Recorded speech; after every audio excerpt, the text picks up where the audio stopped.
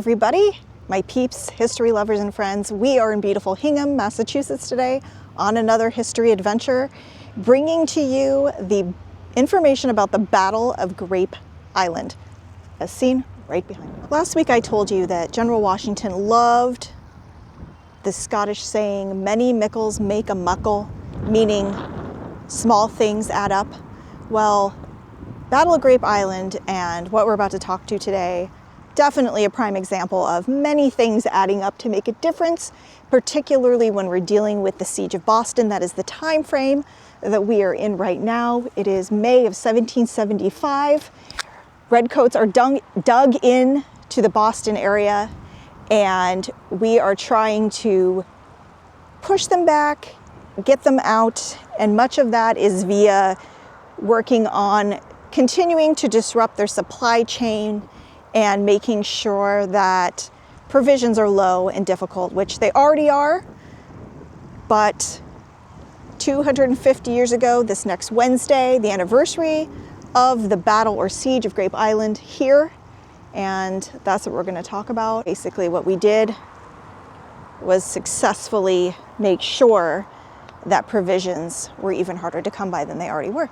There was a dude named Elijah Levitt, and this dude lived over there, and he owned all of Grape Island, and he was a loyalist.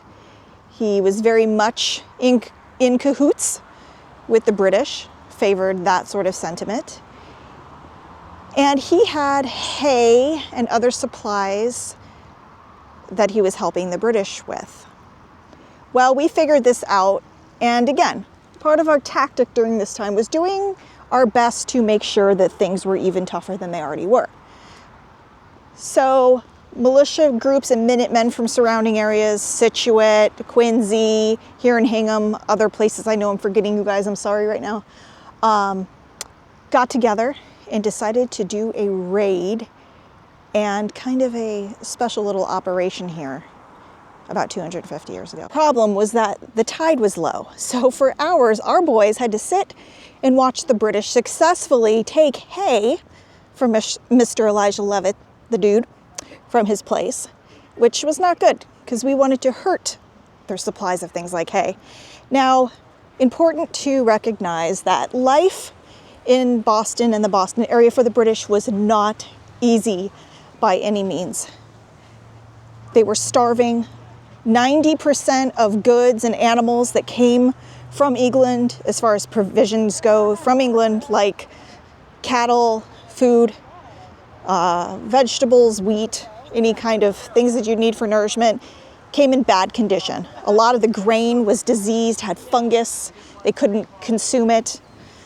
Cattle came, hogs came already dead, many of them, or diseased. They would die short after arriving to Boston. They were actually eating roadkill. That's how desperate they were in the Boston area. If you were a loyalist or British soldier, they had to resort to eating roadkill and different parts of animals that they wouldn't typically consume. Definitely tough for the lobster backs who were digging themselves in here. And we knew that, so why not take advantage of it, right? So that fine day in May, our boys decided to try to go after that, but the tide was low. So for hours they watched them successfully take hay, and then finally, when the time was right and the waters were at levels in which they could get out there, they rode on boats, and British did fire shots from over there. We fired back. Nobody was shot, nobody killed this day. That's why you could maybe call it more of a skirmish. However, while the British did successfully take some hay, we were able to go in because we had many of our guys here, like I said, from all the surrounding towns, and we got 90 tons of hay. And to make matters more interesting, we burned Elijah Levitt's house to the ground. We did take his cattle first, wanting it for ourselves. You know, who doesn't like a good steak? Times were tough, everybody needed meat. And so we brought the cattle over before we burned the place down. But that is what the boys did. and we got done what needed to be done. So they are having a celebration. I guess they do this every year. I have not been, but this is the 250th anniversary. It actually takes place, the historic event, next Wednesday, but it makes sense to have the event on the Sunday before, which I know I definitely appreciate. So we're gonna see what's going on over here. We've got some reenactors and things like that. But that is basically the background of what went down here. So many mickles make a muckle. Small things add up, and doing a good job of blocking their resources helped to weaken them. And then these things would continue to break out in the areas around New England, and particularly around Boston, during the siege and leading up to Evacuation Day, March 17th. But all these little things in between matter and led to our success. Are with the Hingham militia, looking very lovely. Note as well, how many things happen in the Boston area without anybody having to be killed or shots be fired? There were a couple shots fired here, but again, not wide-scale death or destruction unless you were Elijah Levitt and your place was going down. So here they've got a haversack, a canteen, and a flintlock pistol. And what a typical tent in the field would look like. Very windy and the skies are changing. We're gonna do more than this today too, I'm sure. We're in a very historic area, past all kinds of cool stuff on the way in. So hang with us. As cool as this is, and I'm walking you guys through the timeline, you know, you never know what a day with us is gonna turn out to be. And you just never know with that history chick what we're gonna do, but it's gonna be good. Man, the skies really are changing though. Okay, the clouds are going in and out. We might be okay. It's supposed to rain later tonight, but it's actually quite warm out. I'm overdressed. Doing a little drilling here. So if I were to greet you with a hey, is that like a sore subject today? Maybe I shouldn't use hey in the greeting. Wah, wah. Dad joke. Actuality, we had a lot of men here. I gotta look up that exact number. I can't remember. Okay, partial fail. I don't have an exact number on how many men, but there were several militia groups that came. However, I am realizing I also forgot to tell you one of the funniest parts of the story from the events of this day. That is that Elijah Levitt and his wife also had a home on the mainland, and the provincials fully planned on burning that place down too, but Elijah and his wife tempted the men with cakes and rum. So don't underestimate the power of a nice cake and some booze. It worked, and the provincials or patriots decided to harass them no more and just left it at the burning of the farm on the island. Take another look at the harbor and beautiful Hingham. And there were other historic things. Like I said, the day is just beginning, but I wanted to touch on this. And, you know, as we are in the middle of the siege of Boston, as we've been covering this, so much happened. Last weekend, we were at Fort Ticonderoga for the 250th anniversary of us taking the fort. And as we follow the timeline, now we've got this, the siege of Grape Island. Battle of Chelsea Creek next week. I don't know if I'm gonna be able to get to that, which makes me really sad because that's a very interesting one. If I don't get to it this year, we'll get to it next year. We just have a lot going on. But this is a really pretty waterfront. We're talking about the shipbuilding heritage. Gorgeous memorial to the people of Hingham who have served, that's what the plaque says here, I'm looking at, who have served in conflicts, armed forces. And you can see how big it is. There's K next to the statue. Very imposing and beautiful up on this hill overlooking the water. It's a gorgeous town.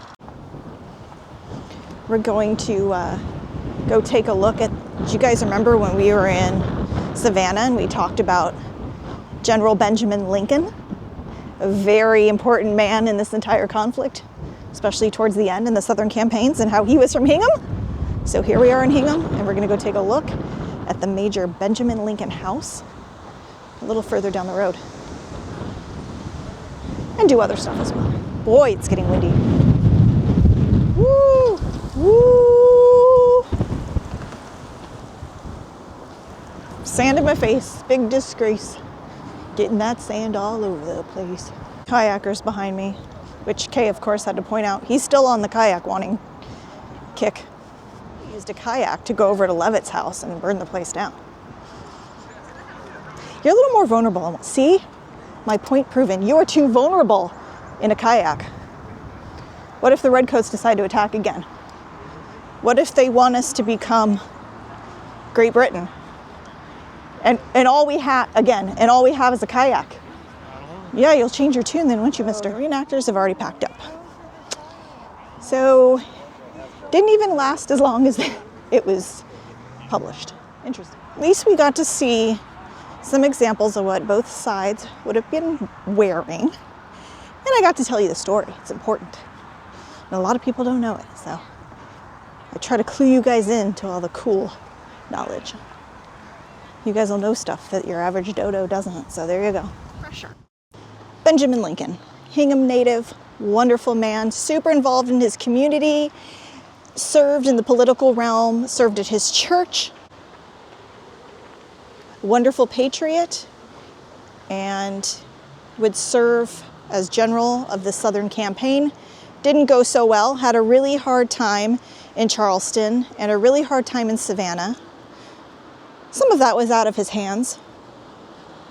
Just how old this house is. Home of Thomas Lincoln prior to 1667, Benjamin Lincoln, 1732 to 1810. It's a case for the lights are on and nobody's home, but we're gonna figure it out. Town is like Hallmark movie perfection. So beautiful. You're wondering about that Lincoln name? Yes, descended from the same family line as good old Abe. Another exceptional human being. Remember I just told you that he was very involved in his church and his community and served? Well, here it is. So pretty, and I love that they embrace that it was Benjamin Lincoln's. Good message there. There's hope, you're not alone. Very true. True that. Close to his house, that church is. Thickly settled, that is weird. That is really weird. That is weird. Thickly settled is how I feel after I've eaten too much. Old Town driving in is just like gorgeous. We saw some massive homes that are beautiful. But look at this. These townhouses built 1804. Lovely. And here's the Old Ordinary Museum. I think if my memory serves me correct, this is the Historical Society runs out of this and they manage the tours. We may just not be in luck today. I thought the information was that for the 250th they were going to be open, but I don't know.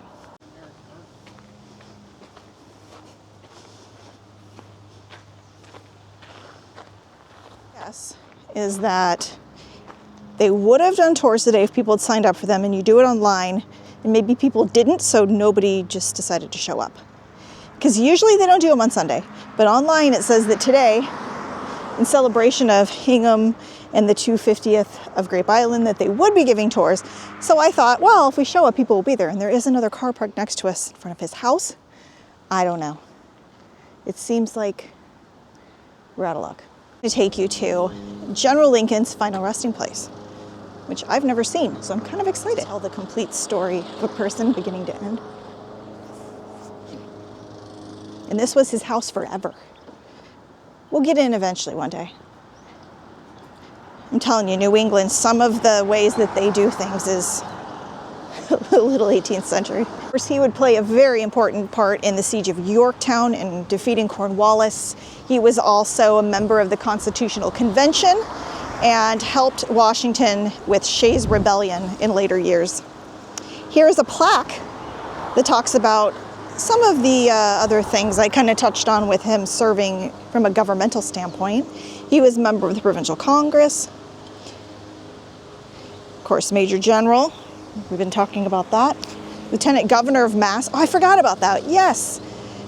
And collector of the Port of Boston, which that would not have been a fun job. President of the Massachusetts Society of the Cincinnati, America's oldest heraldry society that was founded to uphold and preserve the memory of our revolutionary founders. They're headquartered in DuPont Circle in Washington, D.C., a wonderful organization. They have a continued legacy of education and heritage geared towards our founding fathers. So many beautiful buildings and churches, and the downtown, we'll show you in a minute, is just gorgeous. There are stripes, red, white, and blue. For the Old Ship Church, built in 1681, oldest church structure in the U.S. to have been used continuously for public worship. Samuel Lincoln, original American ancestor of Abe Lincoln, worshipped here regularly. And it is so cool. It's called the Ship Church because it kind of looks like a ship. This town. Oh yeah. I love that. This is so cool.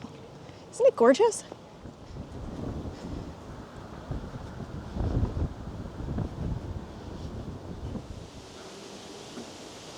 And behind the church, the cemetery. How have I never been here? This is so cool. I can tell I love it already. This is totally my speed.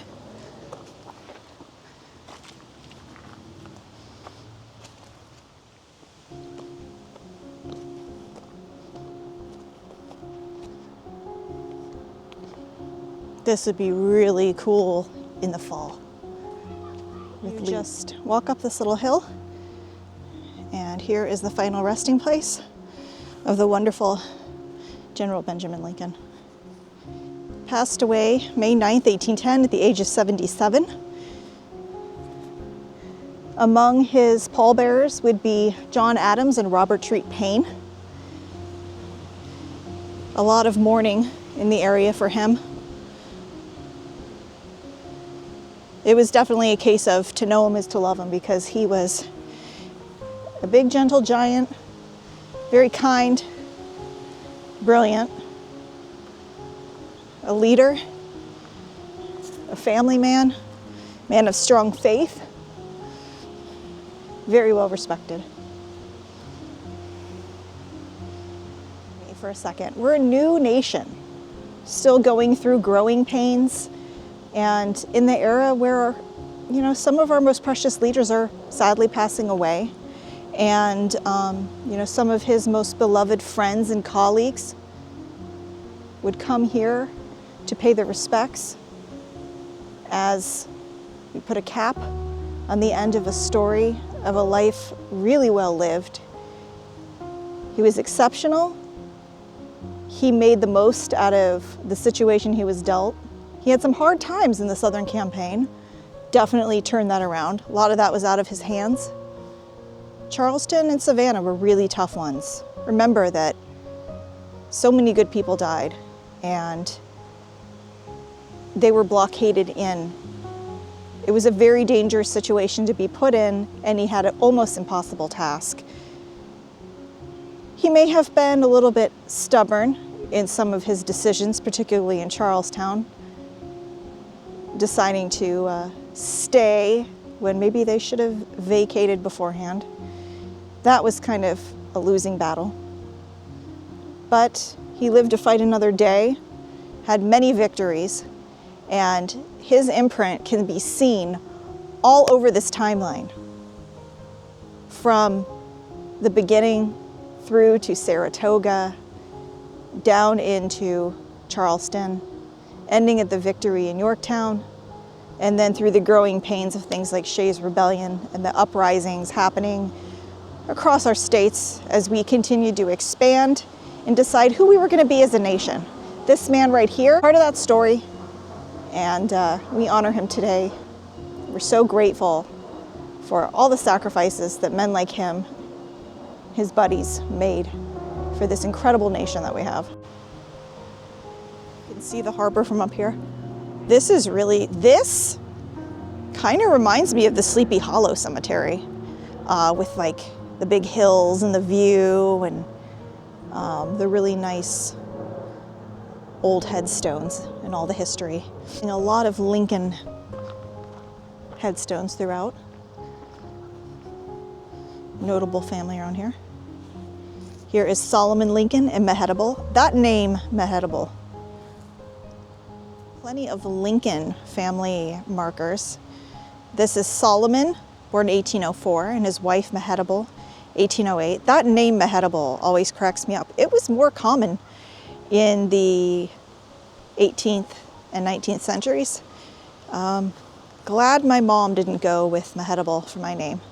That's all I can say. Nice gentleman just let us inside the church. This is phenomenal. So different. Look at these pew boxes, are gorgeous. And you know the way it worked. Families basically paid and had their pew boxes that they would sit in the same spot every time. Some spots more desirable than others. Some of them had foot warmers below and they would decorate their pew box, keep blankets and pillows and things in there that were their personal items. But the ceiling of this, here's the center, the pulpit, and look at this.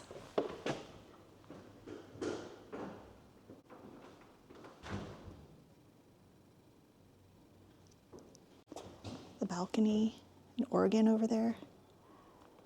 This is very unique.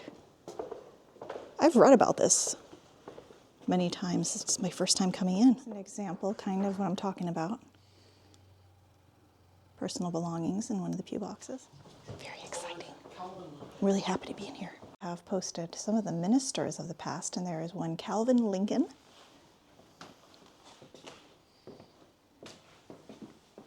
This church was gathered in 1635. The frame of this meeting house was raised on the 26th, 27th, and 28th days of July 1681. Public worship opened 1681. Cost the town £430. Wow. One last look. Totally worked out. A guy just happened to be here doing some maintenance, and I thanked him profusely, and he was happy that he was here to let us in, so that was really nice. See, this cemetery's huge. Oh, it stopped raining. It's clear over here too, and here's this tower. Let's take a look. Bell tower. So somebody climbs up that, kind of rings a bell. See, sorry about the shadow, but so that I can show you the inside. Quick little looky-loo over here. This seems to be the newer section of the cemetery.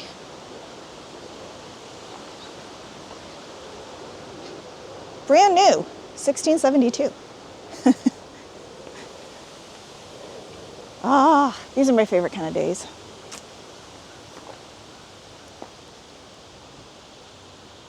Very nice. Your squirrel hopping through. Wow. This one's kind of creepy to me. In Memoriam, Maria Hooper, April 1891. I told you guys I don't really like statues, and angel statues are kind of the creepiest of all. Lincoln headstone. This is like Land of Lincoln. Illinois, you're fired. This looks like Land of Lincoln. General Israel Putnam, Old Put, his great-granddaughter.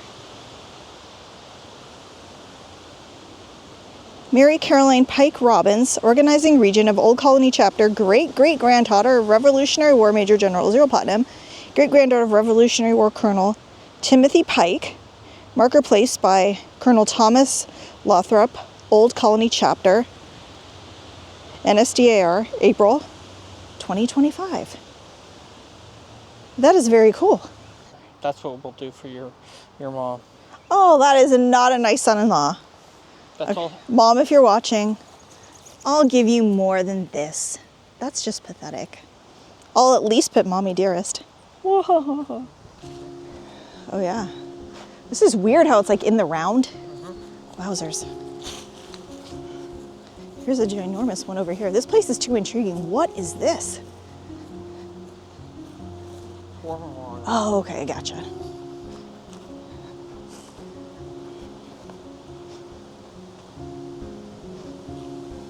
Oh, too, guys. Just a bunch of them.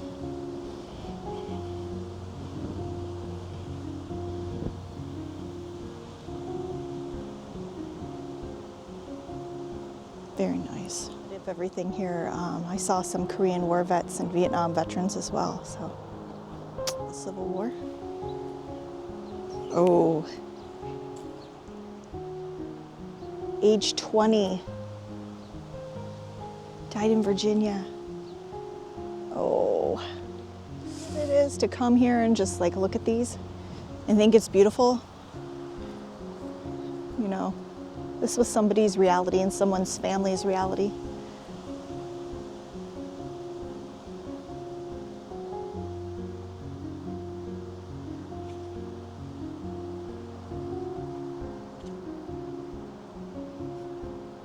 That young man, his parents had the day from hell when they found out that he was 20 years old and passed in the Civil War.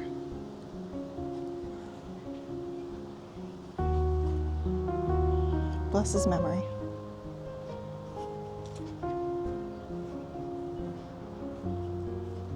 Many families have had many days from hell when they get similar news. That's the reality of all this. It's fun for me to talk about things, and particularly the Rev War, talk about their lives. At the end of the day, they're all someone's child. And though the outcomes may have varied, some people, you know, live to ripe old ages. Some were cut short. This gentleman was Governor of Massachusetts, Member of Congress, and Secretary of the U.S. Navy, John Davis Long.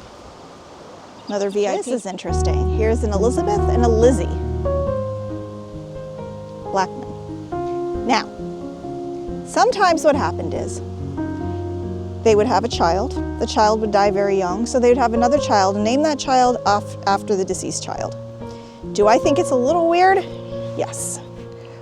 On the other hand, they're honoring the first child that they clearly loved, but I don't know. I mean, I guess it's like a do-over. However, every child is different, and I don't necessarily completely understand it, but it was a common practice back in the day, something you see, not uncommon. Good name though, it's gorgeous.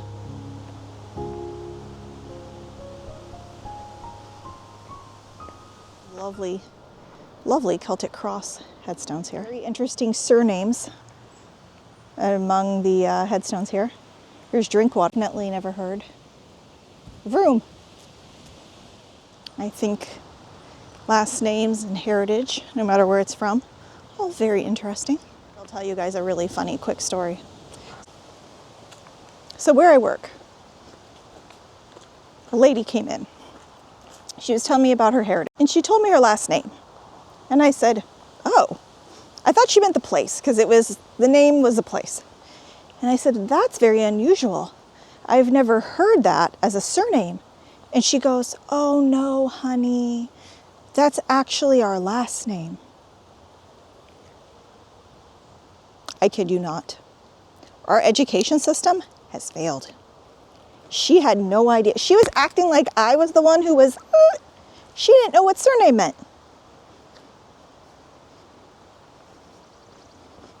She was like, there, poor thing, bless your heart. I'm like, in my head, I'm going, bless your heart, lady. And she wasn't like young. No spring chicken. Older than me, I would say. No, definitely older than me. And I was like, okay. And I just laughed. One of those nervous, like, because you're embarrassed for them. Surname means last name or family name. It's not like a very advanced word in the English language. I think it's common. I come across it all the time. I don't know. Do you guys hear surname? Would you guys know what it means? Please pray to God you guys know what it means. People are funny. Anyways, I was gracious. I didn't say anything. I just kind of laughed and went, okay. Meanwhile, she thought that I was the dumbbell, but it's fine. It's fine. So I made a new friend with some doggies back there. One of them was an 8-month-old wiener dog puppy. His name, I crap you not, Fenway Frank. We used to have wiener dogs, and they're terrible little things, don't get me wrong, but they're so funny and adorable, and this wiener dog puppy was so cute. And he kind of loved me and didn't want to leave. It's the first meeting house raised shortly after the gathering of the church in 1635. First burying ground for schoolhouse, built prior to 1661. Fort erected in 1676.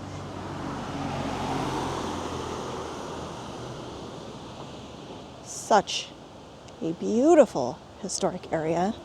And everything is like perfectly manicured, picture perfect. Awesomeness. I have a little further down the road here to come take a look at the Scituate Lighthouse. It is so pretty. Scituate Lighthouse. During the year 1810, the U.S. Congress voted 4,000 to build a lighthouse at Scituate Harbor during the War of 1812. Abigail and Rebecca Bates, young daughters of the lighthouse keeper, prevented a British naval force from sacking the town by playing fife and beating a drum. They have gone down in history as the Army of Two, and their courageous act has been recorded in many textbooks and history books, and I had to bring you here to show you this because it is such a great story. You know, it reminds me of Anne's story and her statue we just saw in Rutland, Maine.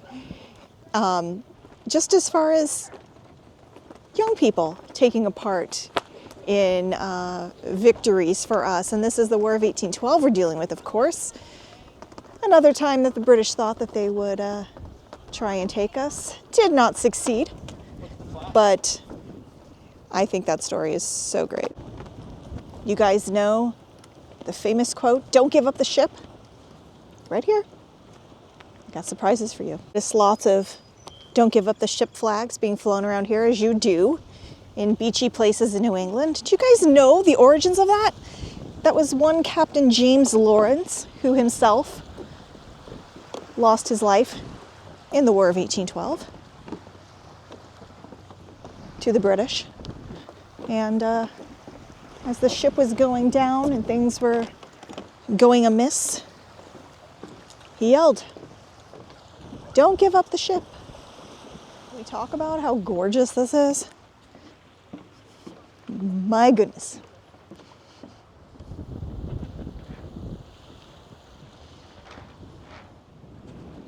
You guys know where James Lawrence uttered those famous last words? Right here. Am I full of surprises today or what? And honestly, it was a last minute decision to come here. We're like, you know what? A little more down the road, but the day is panning out to be pretty mild and we are not ready for the fun to end. So I thought I would bring you here. And hey, I was walking along and look at this. I have not steered you guys wrong. If you had looked out on the sea from this point, June 1st, 1813, you would have seen the USS Chesapeake and the HMS Shannon, where Captain James Lawrence spoke his famous last words, "Don't give up the ship,"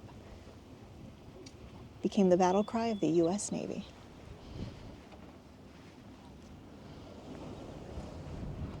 And does this place deliver or what? House itself, built in 1810, lighted in 1811. Simeon Bates, Reuben Bates, James Young Bates, keepers, Rebecca and Abigail Bates, daughters of Simeon, called the American Army of Two, those brave girls, my kind of chickadees. So, lots of amazing history. I decided to go a little further down and stop off and check out the downtown of Scituate. I think it's just this one block, but it's very cute. Might get something to eat. We're in Scituate still, and we decided we're starving, so we found this place called the Iberian Tavern. I knew with a name like that it wouldn't fail us, but look at Kay's fish and chips. So you see how it's a whole piece of fish? That's how it is in Ireland and Scotland. When you go to Scotland, it's not like pieces of fish. It's the whole fish fillet. Looks amazing. Damn good chicken tenders. I would drive here again to eat those.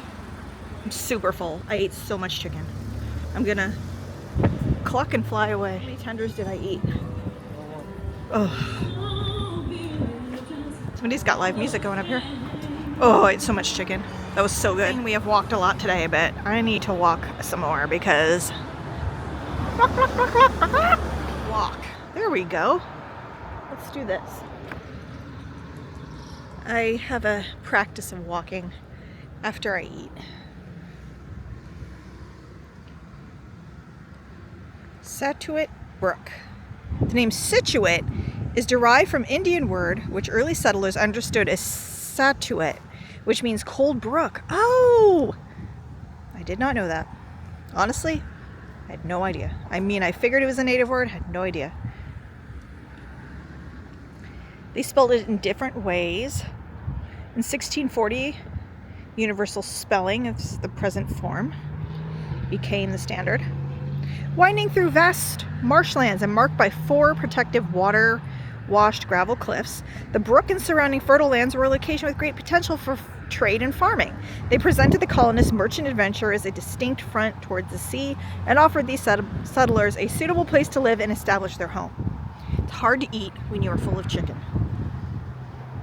Just what the doctor ordered. This is really nice. Oh yes! There is an Irish moss museum somewhere around here, actually. I know that sounds funny. 140 years mossing remained a viable industry. This landing, dedicated to the Moss King, Lucian, was the site where much of the moss was unloaded for resale during the 1970s and 80s. To learn more about the Irish mossing industry, visit the Irish Mossing and Maritime Museum. See? Oh, and it is here in Scituate. Okay, I've heard of that. I know about this, and I've heard of that before, but have not been to it. See, there's so much to do, man. Irish people just, roll with the punches and very resilient. And, formed a lot of industries in this country, along with many other types of people. But, I have a little bit of Irish ancestry. I dig it. Kay does too. More Scottish, but Look at this. cultic cousins. What are they building there? Like these out here, just replacement. Oh. To dock onto it, tie your boat on. Oh yeah. Little dinghies out there. What does Captain Jack say? He gets all mad, pissed off. It's not a little dinghy. They're like, they piece together to make the dock. Perfect day. Lovely evening stroll. Stopped in the harbor master's office, and I was just talking to them about the area and mooring fees if you want to dock a boat and real estate and kind of what it's like here and everything. And they were saying that to dock a boat here is actually less expensive than some other towns, but it is a 15-year wait list. And once you have for the town mooring. So, and once you have it, you can have it forever. So they don't come available very often. So it's pretty cutthroat as far as that goes. And then they were saying, yeah, that real estate, it's getting tough. It's very expensive. So young people, live at home longer. That's happening all over the country, I think. Or, have roommates or move out of town. There was a young man in there, really nice, who said that he's moving to Maine because it's more affordable, which I understand. I hear that too. Working on the New Hampshire seacoast, it's interesting to kind of compare. I think this is comparable to Portsmouth as far as some of those economic things go. But they were saying, yeah, it's a really nice, safe community, a great place to grow up, a great place to live, which I'm not surprised. Pretty obvious by looking at it. See, this is a private one. Here. Oh. Yeah, this is nice. It's pretty fancy. So those probably have higher mooring fees. Yeah. Oh yeah, it's a different style boardwalk too. Good sized boats out here. Prano boat, which one? Right here, the big one. Oh yeah. You can whack somebody and throw them over? That kind of a boat? That happened. It did? Yeah. Who'd they whack? Big pussy. Oh, I'm so glad I asked. Could he have a better name? That's his name. Sorry guys. Anyways, I was asking about storms and if they think that... Well, there's an Elizabeth boat. Elizabeth, oh my gosh, I almost fell down like this hole in the sidewalk. That was crazy. My foot like went down, but can't explain it. Elizabeth Marie. And King, it's probably King and I. King and something. Probably King and I. Doors open. Shall we boat? Ba-dum-dum-dum. Anyways, I was asking about storms. And if they think they're like any worse now than they were in years past or anything like that. And they said that, you know, it's the ocean. There's always been, the climate's always changing and there's always been storms. Last year, this whole area flooded really bad. So that was a doozy of a storm, but it had been relatively mild in the years prior. But that's kind of, they've been tracking it for a long time now, and you know, it varies year by year. But I was just curious about that. So that's some practical information from locals. Boat gas station. That's the problem with boating. Tempting as it is, it's not just like buying a boat, maintaining it, docking it somewhere. The fuel prices. We know somebody who got a boat and only used it a few times because fueling it up was so much, and they decided to sell it. It's like people who buy RVs and never use them because they realize it's an expensive lifestyle. Anyways, I do like boats. The clouds look so cool. I think that's going to do it for today. Thank you guys so much for watching. Like Patrick Henry, I know of no way of judging the future but by the past. The past is alive, real, and waiting to be explored all across this beautiful country of ours. Remember, there is always hope. Do not give up the ship. You should, though, like, share, and subscribe. Much appreciated. Love you guys. See you very soon. It's going to be a really busy week. Bye.